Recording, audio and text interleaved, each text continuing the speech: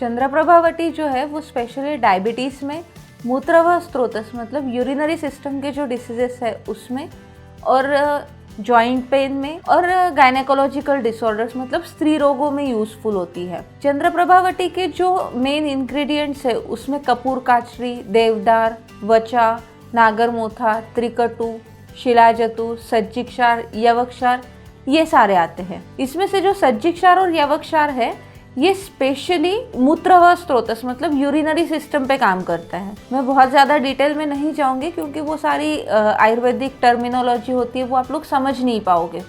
लेकिन वो सज्जिक्षार यवक्षार मूत्रवाह स्त्रोतस मतलब यूरिनरी सिस्टम पे काम करते हैं।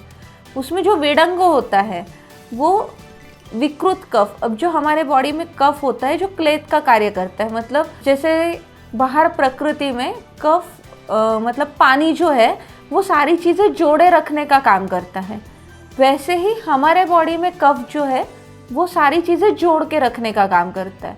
मतलब जहाँ पे भी जॉइंट्स है, हर एक जॉइंट, छोटे से छोटा जॉइंट, एक सेल दूसरे सेल से जुड़ा हुआ है तो वो भी कफ का काम है। तो वो प्राकृत कफ जो है वो तैयार करने का काम वचा करता है। लेकिन वही कफ अगर किसी कारण से बिगड़ जाता है तो उसको विकृत कफ कहा जाता है।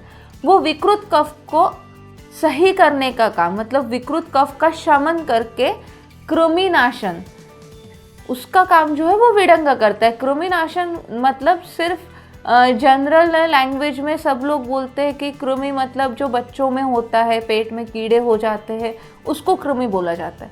लेकिन ऐसा नहीं है।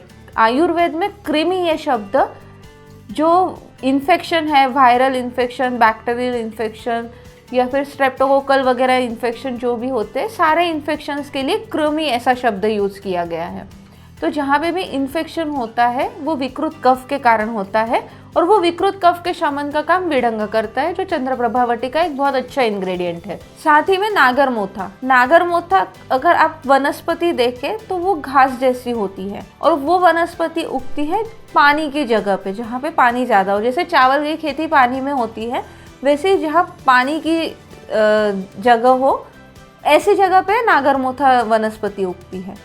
तो वो सारे पानी का शोषण करती है, उसको बड़ा होने के लिए, पोषण के लिए ज़्यादा पानी की ज़रूरत होती है।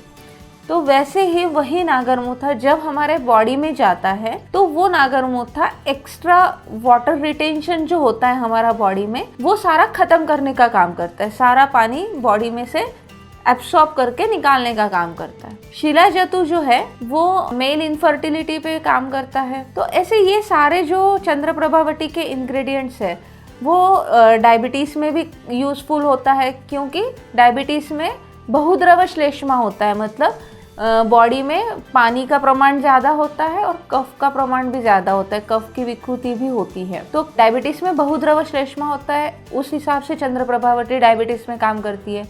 मूत्रवाह स्त्रोतस पे भी काम करती है। जॉइंट में शिलाजतु जो है वो बहुत अच्छा पेन किलर का काम करता है।